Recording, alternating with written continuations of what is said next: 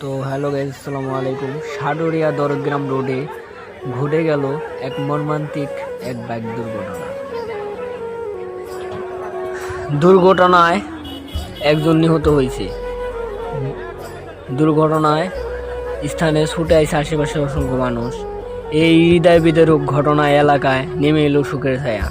সবাইকে অনুরোধ করছি, রাস্তায় বাইক চালানোর সময় অতিরিক্ত গতি এড়িয়ে চলুন, হেলমেট ব্যবহার করুন এবং নিজের পরিবারের কথা ভাবুন।